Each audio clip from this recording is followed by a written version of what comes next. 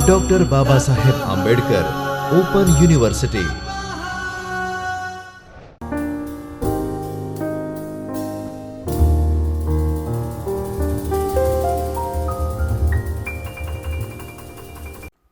નમસ્કાર વિદ્યાર્થી મિત્રો, હું ડૉક્ટર આનંદ પંડ્યા ડૉક્ટર બાબા સાહેબ આંબેડકર ઓપન યુનિવર્સિટીમાં આસિસ્ટન્ટ પ્રોફેસર છું.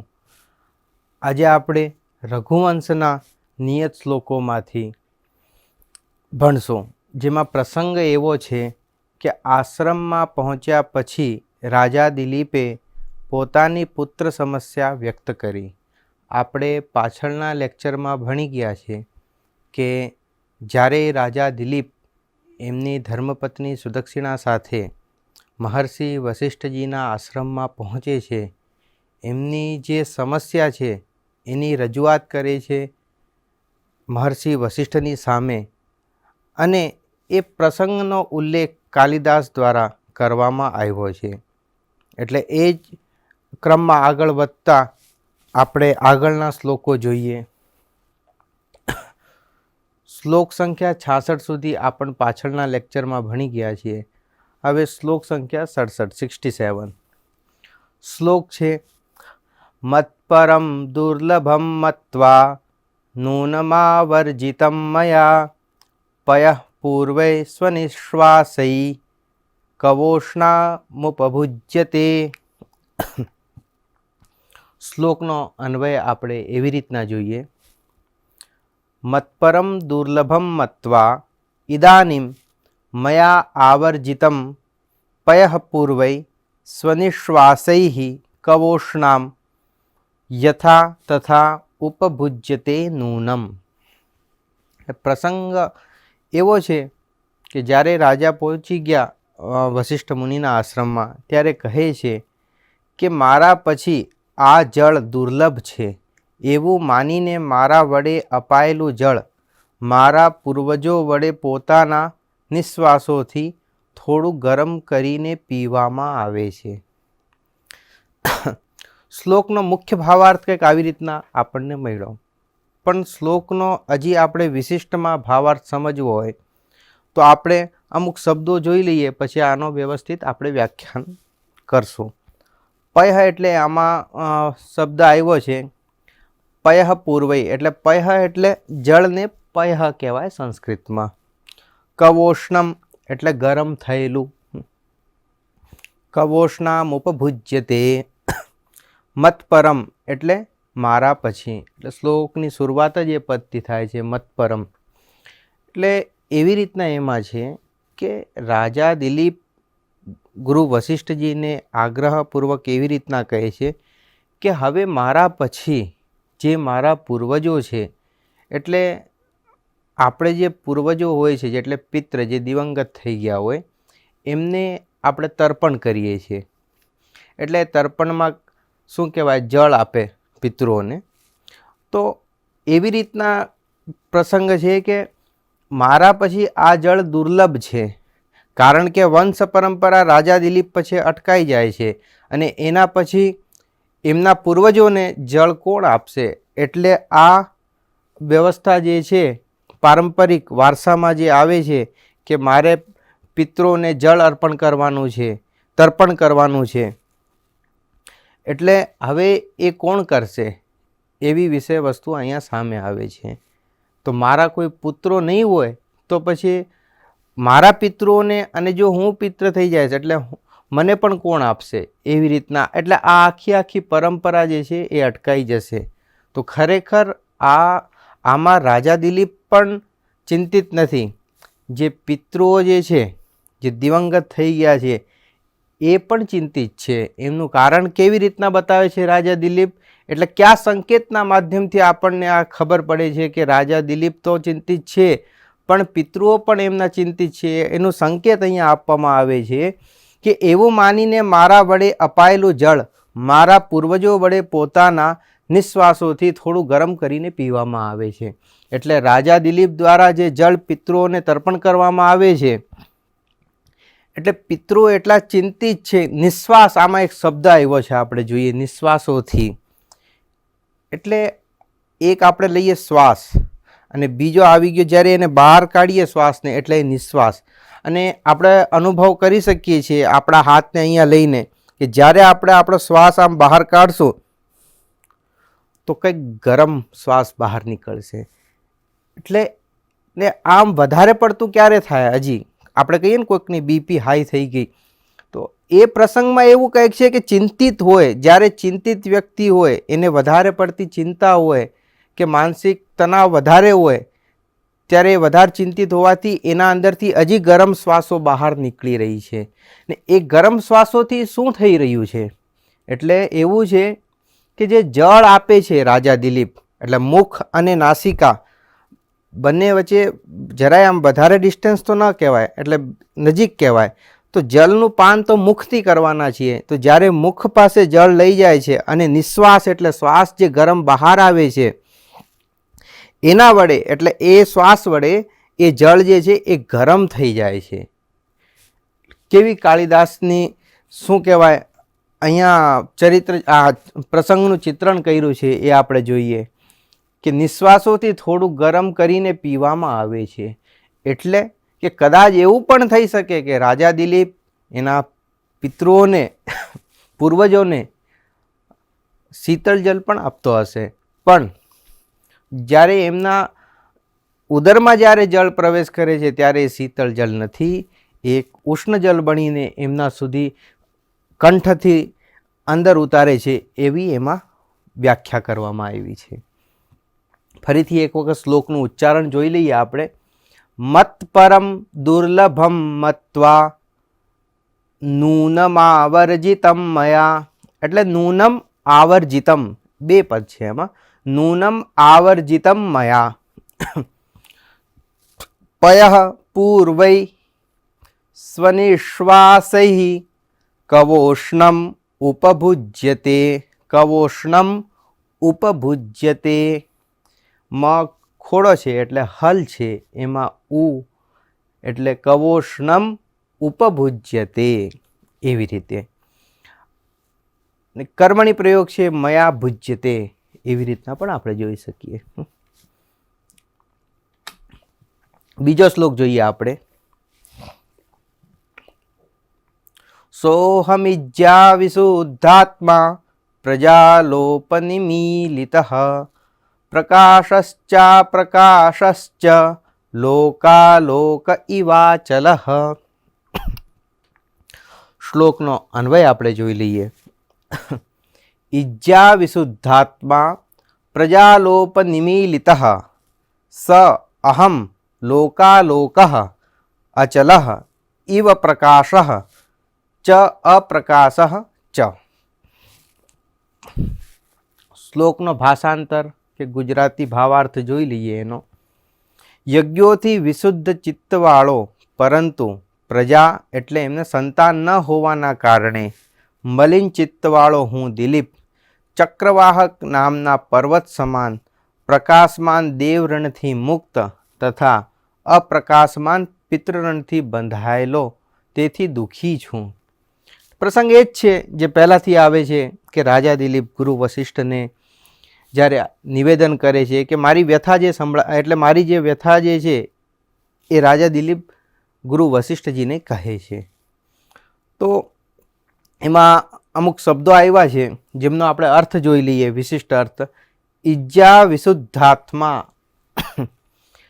એટલે યજ્ઞોથી શુદ્ધ ચિત્તવાળો એવો અર્થ. અને અહીંયા એક હજી આપણે શબ્દ આવ્યો છે અચલહ. ઇવ અચલહ ઇવાચલહ. એટલે અચલહ એટલે પર્વત, અચલહ એટલે જે ચાલવામાં સમર્થ નથી એવો અર્થ આવે. એટલે જે ન ચાલી શકે એ પર્વત થઈ ગયા, એ સ્થિર છે એટલે એમને સંજ્ઞા આપવામાં આવી છે પર્વત. થઈ શકે એવા હજી પણ ઘણા બધા પદાર્થો થઈ શકે, પાર્થિવ પદાર્થો કે જે ન પણ ચાલી શકતા હોય, પણ વિશિષ્ટ સંજ્ઞા પર્વતને આપવામાં આવી છે એમાં. શ્લોકનો ભાવાર્થ આપણે સમજીએ, વિશિષ્ટ ભાવાર્થ તો કંઈક એવી રીતના છે કે યજ્ઞોથી વિશુદ્ધ ચિત્તવાળો એટલે રાજા દિલીપ જે હતા એ યજ્ઞ કરતા હતા અને એમના યજ્ઞ કરવાથી એમનું જે ચિત્ત જે હતું એમનું એ વિશુદ્ધ એટલે વિશિષ્ટ શુદ્ધ એટલે શુદ્ધતાથી પણ એક સ્ટેજ હજી આપણે ઉપર લઈ જઈએ તો વિશુદ્ધ કહેવામાં આવે છે એટલે વિશિષ્ટ ચિત્તવાળો, પરંતુ પ્રજા એટલે સંતાન ન હોવાના કારણે મલિન ચિત્તવાળો હું દિલીપ. યજ્ઞ કરવાથી તો મારું ચિત્ત વિશુદ્ધ છે, પણ મારા સંતાન ન હોવાના કારણે મારું ચિત્ત જે છે, મારું જે મન જે છે એ કેવું થઈ ગયું છે? મલિન થઈ ગયું છે. એક પ્રકારથી આપણે એમ પણ સમજી શકીએ કે વિશુદ્ધનું વિરુદ્ધાર્થી શબ્દ આપણે મલિન પણ સમજી શકીએ. એમ પણ કહી શકીએ કે શુદ્ધ એટલે શુદ્ધતાનું આપણે જોઈએ છે કે શુદ્ધ ઘી કે એવો ઘણા બધા લોકોમાં પ્રયોગ આપણે વ્યવહારમાં જોવામાં આવે છે. પણ આ બધા ઉપસર્ગો છે, ઉપસર્ગ એટલે એવા ઉપસર્ગો છે જેમની હું તમને બતાવી દઉં. કેટલા ઉપસર્ગો છે? 24 ઉપસર્ગો કહેવામાં આવ્યા છે. પ્ર, પરા, અપ, સમ, અનુ, અવ, નિસ, નિર, દુસ, દુર, વિ, આંગ, ની, અધિ, અપિ, અતિ, સુ, ઉત, અભિ, પ્રતિ, પરી, ઉપ એતે પ્રાદયા. કૌમુદીમાં વૈયાકરણ કૌમુદીમાં પણ આનો ઉલ્લેખ છે. એટલે ઉપસર્ગો લાગવાથી અર્થ જે છે એ બદલાઈ જાય છે. કેવી રીતના? પ્રહાર એટલે પ્ર ઉપસર્ગ લાગ્યો, પ્રહાર. વિહાર, સંહાર, આહાર એટલે જો એમાં એક નિશ્ચિત છે, એક જે એમાં હાર જે આપણે લગાડીએ છીએ છેલ્લે એ નિશ્ચિત છે, પણ આગળના બધા ઉપસર્ગો જે છે એ બદલાઈ જાય છે. તો એવી જ રીતના વિશુદ્ધ જે છે એટલે વિશિષ્ટ શુદ્ધ વાળો રાજા દિલીપ જે છે, યજ્ઞ કરવાથી એનું ચિત્ત જે શુદ્ધ છે અને મલિન કેના કારણે થઈ જાય છે કે પોતાના સંતાન ન હોવાથી એનું ચિત્ત જે છે રાજા દિલીપનું એ મલિન છે અને ચક્રવાહક નામના પર્વત સમાન પ્રકાશમાન દેવરણથી મુક્ત તથા અપ્રકાશમાન પિતૃરણથી બંધાયેલો તેથી જ દુઃખી છું. આપણે જોઈએ કે એમાં એક પદ આવ્યું છે દેવ ઋણથી મુક્ત અને પિતૃ ઋણથી મુક્ત. એટલે આ બધું શું છે? ખરેખર આપણું જ્યારે આ ધરતી ઉપર જન્મ થાય છે એટલે આપણા ઉપર ઘણા બધા ઋણ હોય છે. જો તમે કોઈક શિક્ષક પાસેથી શીખો છો એટલે એ ગુરુ ઋણ પણ કહેવાય છે. તમારા માતૃ ઋણ, પિતૃ ઋણ પણ તમારો હોય છે, કેમ કે એમને તમને જન્મ આપ્યું છે. તમારા ગુરુ ઋણ તમારા ઉપર હોય છે. તમારા જે પૂર્વજો હોય છે એમનું પણ તમારા ઉપર ઋણ છે. એટલે આ બધું ઋણ એટલે શું છે કે મારે કંઈક ચૂકવવું છે, મારે એમના માટે કંઈક કરવું છે. ને ખરેખર આ જ બધા આપણા ભારતીય સંસ્કૃતિના સંસ્કારો છે જે અહીંયા પ્રગટ થાય છે, જે શ્લોકોના માધ્યમથી પ્રગટ થાય છે. શ્લોકોના ભાવાર્થમાંથી એનો વિશિષ્ટ અર્થ પણ નીકળીને આવે છે. જે આપણે જોઈએ છીએ કે રાજા દિલીપ શું કહેવા માંગે છે કે હું દેવ ઋણથી મુક્ત છું. સાંખ્ય કારિકામાં આપણે સાંખ્ય દર્શનમાં પણ જોઈએ કે આદિદૈવિક, આદિભૌતિક અને આધ્યાત્મિક પ્રકારથી બધું ઉલ્લેખ આવે છે. એમાં પણ દુઃખોથી જે દુઃખી હોય છે, આદિદૈવિક, આદિભૌતિક અને આધ્યાત્મિક 3 પ્રકારના દુઃખ કહેવામાં આવ્યા છે સાંખ્યમાં, સાંખ્ય દર્શનમાં. એટલે એ બધા દુઃખોનું કારણ કોણ હોય છે? દુઃખ આપણે જોઈએ છીએ કે આપણને જે બધા દુઃખો મળતા હોય છે સંસારમાં એમનું કોઈક ને કોઈક કારણ હોય છે. કહીએ કે આપણા પિતૃ એટલે પૂર્વજોથી આ દુઃખ આપવામાં આવ્યું છે કે કંઈક ખરેખર એવું માનવામાં આવે છે ને એક અલગ વિષય વસ્તુ છે, પણ એનો અર્થ આપણે એવો લેવો છે કે હું એમના ઋણથી બંધાયેલો છું. ને ખરેખર આપણે જોઈએ કે આજે આપણું જે અસ્તિત્વ છે એ આપણા માતા પિતા લીધે આપણું અસ્તિત્વ છે. તો એમનું ખરેખર આપણા ઉપર ઋણ છે. માતા પિતા આપણને નાનપણથી લઈને અત્યાર સુધી મોટા કર્યા, આપણને એક યોગ્ય જગ્યા સુધી પહોંચાડ્યા, તો કંઈક તો એમનો યોગદાન હશે. અને જો તમે પાઠશાળામાં, વિદ્યાલયમાં જ્યારે ભણવા જાઓ ત્યારે ગુરુ તમને સારી શિક્ષા આપે છે તો એ તમારું ગુરુનું પણ એક તમારા ઉપર ઋણ રહે છે. તો એ ઋણ તમારે ચૂકવવાનું હોય છે. કેવી રીતના? તો તો એના ઘણા બધા માર્ગો છે કે માતૃ ઋણ છે, પિતૃ ઋણ છે, ગુરુ ઋણ છે, એને કોઈક સેવા દ્વારા નિભાવી શકે છે. ખરેખર આપણે જ્યારે જોયું એકલવ્યની જ્યારે કથા આવે છે તો એમાં એનું ઋણ જે છે એ અંગૂઠો કાપીને ચૂકવે છે. ગુરુ દક્ષિણા આપવાની આવે ત્યારે એનો અંગૂઠો કાપી દે છે. ઋણ ચૂકવવું એટલે આપણે કોઈક વસ્તુ કોઈ દુકાનમાંથી લઈએ અને એને આપણે જે મૂલ્ય આપીએ એ એનું ઋણ ચૂકવવું થયું. એવી રીતના જ એકલવ્યએ જે ગુરુ દક્ષિણાના સ્વરૂપે એનો અંગૂઠો એને કાપીને ગુરુને આપ્યો, એટલે એ પણ એવી રીતના ઋણથી મુક્ત થયો. તો પ્રસંગ એવો છે કે રાજા દિલીપ જે છે એ દેવ ઋણથી મુક્ત છે, એટલે દેવતાઓનું એના ઉપર જરાય ઋણ નથી. તથા અપ્રકાશમાન પિતૃણથી બંધાયેલો તેથી જ દુઃખી છું. પણ જે દેખાતું નથી, જે દેખાતું કેમ નથી? એક આપણે પ્રસંગ એવા જોઈ શકીએ છીએ, કેમ કે અત્યાર સુધી એમને પુત્ર રત્નની પ્રાપ્તિ થઈ નથી.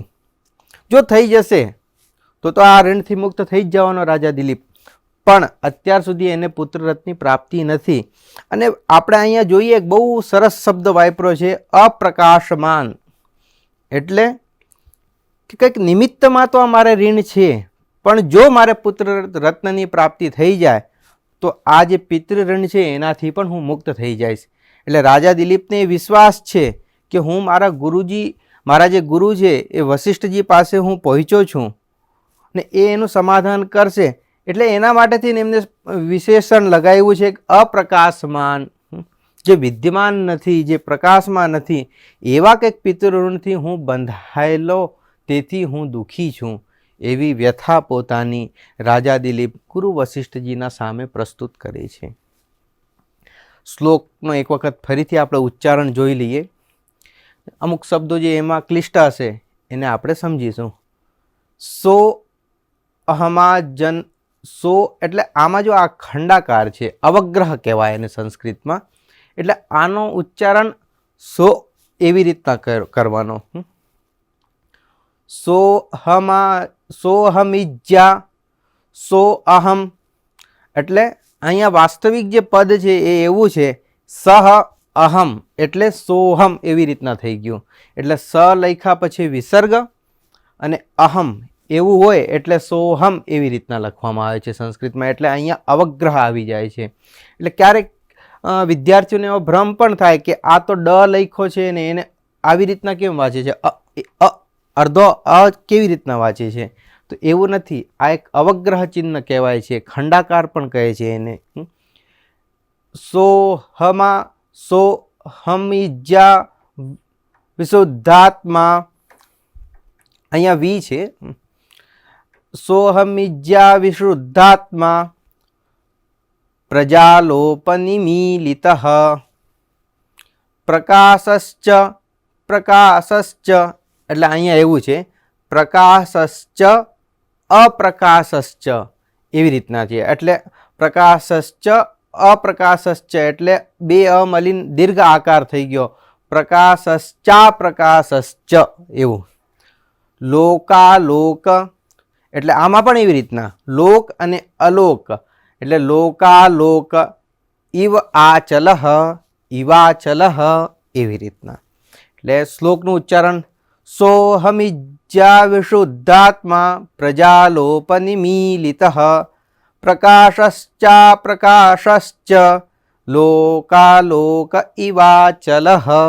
આવી રીતના આગળનો શ્લોક આપણે જોઈએ. લોકાંતર સુખમ પુણ્યમ તપોદાન સમુદ્ભવમ સંતતિ શુદ્ધવંશ્યાહી પરત્રેહ ચ શર્મણે. શ્લોકનો આપણે અન્વય જોઈએ. તપોદાન સમુદ્ભવમ પુણ્યમ લોકાંતર સુખમ ભવતી હિ શુદ્ધવંશ્યા સંતતિ ઇહ પરત્ર ચ શર્મણે ભવતી. શ્લોકનો આપણે ગુજરાતી ભાષાંતર જોઈએ. એવી રીતના છે. તપ તથા દાનથી ઉત્પન્ન પુણ્ય તો પરલોકમાં જ કલ્યાણકારી બને છે, પરંતુ શુદ્ધ વંશમાં ઉત્પન્ન સંતાનો આ લોકમાં તથા પરલોકમાં કલ્યાણકારી બને છે. એવો છે એમાં અર્થ. અને અમુક જે શબ્દો આવ્યા છે એમનો આપણે અર્થ પણ જોઈ લઈએ. તપોદાન સમુદ્ભવમ એટલે તપ તથા દાનથી ઉત્પન્ન. તપોદાન સમુદ્ભવમ એટલે તપ અને દાન, તપ તથા દાનથી ઉત્પન્ન. લોકાંતર સુખમ એટલે પરલોકમાં સુખ આપનારા. સંતતિ એટલે સંતાન અને શર્મણે એટલે કલ્યાણકારી. અહીંયા શર્મણે નથી, શર્મણે છે. સ આપણે 3 પ્રકારના હોય છે, દંત્ય સ, તાલવ્ય સ અને મૂર્ધન્ય શ. એટલે આ શ છે, તાલવ્ય શ છે, શર્મણે. હવે આપણે શ્લોકનો વિશિષ્ટ વ્યાખ્યાનપૂર્વક સમજીએ કેવી રીતના શું પ્રસંગ છે. તપ તથા દાનથી ઉત્પન્ન પુણ્ય તો પરલોકમાં જ કલ્યાણકારી બને છે. આપણને સૌ બધાને ખબર છે કે રાજા દિલીપ દાનવીર પણ હતા, તપસ્વી પણ હતા, યજ્ઞ અનુષ્ઠાન કરવાવાળા પણ હતા. પણ એમનો જે ફળ જે છે એ દાનથી ઉત્પન્ન જે પુણ્ય મળે છે આપણને, એ પુણ્યનું જે આપણને ફળ જે છે એ તો પરલોકમાં મળવાનું છે. આ લોકમાં એટલે આપણા આ જીવનમાં તો મળવાનું નથી. એટલે મીમાંસામાં આપણે જોઈએ તેમાં 10 પૌર્ણમાસ યાગ આવે છે. 10 પૌર્ણમાસ યાગ એટલે વિવિધ યજ્ઞો કરવામાં આવે છે. એનાથી એક અપૂર્વ રહે છે અને પછી આવતા જન્મમાં કે પરલોકમાં એનું ફળ સ્વરૂપે આપણને પ્રાપ્ત થાય છે. એવું બધું છે. એટલે ટૂંકમાં આપણે એને એવું સમજી લઈએ કે જે મારા દ્વારા આ બધા જે યત્નો કરવામાં આવે છે, પુણ્યના જે બધા સાધનો જે છે, એટલે તપ થઈ ગયું, દાન થઈ ગયું, અનુષ્ઠાન થઈ ગયા. એટલે તપમાં આ બધાને લઈ શકીએ આપણે. તપ એટલે એમાં યજ્ઞ પણ આવી જાય છે, ઘણા બધા આવી જાય છે તપના અંદર. દાન પણ થઈ ગયું. એના દ્વારા જે ઉત્પન્ન થાય છે, એટલે આપણે સત્કર્મ કરીએ છીએ એનાથી આપણને શું મળે છે? પુણ્ય મળે છે. દુષ્કર્મ કરીએ તો પાપ મળે છે, એ આપણે જાણીએ છીએ. તો એના દ્વારા જે પ્રાપ્ત થયેલ જે પુણ્ય જે છે એ તો પરલોકમાં જ કલ્યાણકારી બને છે. પરંતુ શુદ્ધ વંશમાં ઉત્પન્ન સંતાનો આ લોકમાં એટલે અત્યારે જે આપણે લોક છે એમાં અને પરલોકમાં એટલે જે બીજું આપણું જે પરલોક છે એમાં કલ્યાણકારી બને છે. કેવી રીતના? કે સંતાન જે હોય છે આ લોકમાં માતા પિતાની સેવા કરે છે. આપણે આગળના શ્લોકોમાં ભણી ગયા છે કે માતૃ ઋણ છે, પિતૃ ઋણ છે, આ બધાથી આપણે બંધાયેલા છે. તો આપણે ફક્ત કલ્યાણકારી આપણા પૂર્વજો માટે પરલોકમાં જ નથી થતા, આપણે આ લોકમાં પણ કલ્યાણકારી થઈએ છીએ અને પરલોકમાં પણ થઈએ છીએ. જ્યારે એ દિવંગત થઈ જાય છે, પિતૃલોકમાં જાય છે, ત્યારે આપણે પૂર્વજોને જે આપણે તર્પણ કરીએ છીએ, વસ્તુતઃ આપણે જોઈએ બધા પ્રસંગોમાં વધારે જે મુખ્ય જે વાત કરવામાં આવે છે તર્પણની કરવામાં આવે છે. એટલે પિતૃઓને તર્પણ કરવું એક આપણા ભારતીય પરંપરામાં મહત્વપૂર્ણ અંગ છે. તો પિતૃઓ તો ત્યારે આ લોકમાં નથી, દિવંગત થઈ ગયા, એટલે એ તો પરલોકમાં ચાલી ગયા. એટલે પુત્રો જે હોય છે એ તો વર્તમાનના આ લોકમાં પણ મૃત્યુલોકમાં પણ એમના માટે કલ્યાણકારી તો છે, પણ પરલોક ગયા પછી પણ જે સંતાનો જે ઉત્પન્ન થનાર છે એ પરલોકમાં પણ એમને તર્પણ દ્વારા પણ તૃપ્ત કરશે. એવી રીતના કહેવામાં આવ્યું છે. આપણ પાછળના શ્લોકમાં ભણી ગયા છે કે રાજા દિલીપ જળનું તર્પણ કરે છે અને એ પ્રકારે આવું બધું છે કરીને. તો શ્લોકનો એક વખત ફરીથી આપણે ઉચ્ચારણ જોઈ લઈએ. લોકાંતર સુખમ પુણ્યમ, લોકાંતર સુખમ પુણ્યમ, તપોદાન સમુદ્ભવમ, સંતતિ શુદ્ધ વંશ્યાહિ પરત્રે હચ શર્મણે, પરત્ર ઇહ ચ શર્મણે. શર્મણે એટલે કલ્યાણકારી એવો અર્થ આપણે લેવાનો. આ સાથે આપણે આ લેક્ચર અહીંયા સમાપ્ત કરીએ છીએ. આના પછીના જે શ્લોકો જે છે એ આપણા નેક્સ્ટ બીજા લેક્ચરમાં વિડીયો લેક્ચરમાં આપણે ભણીશું. ધન્યવાદ. स्वाध्यायः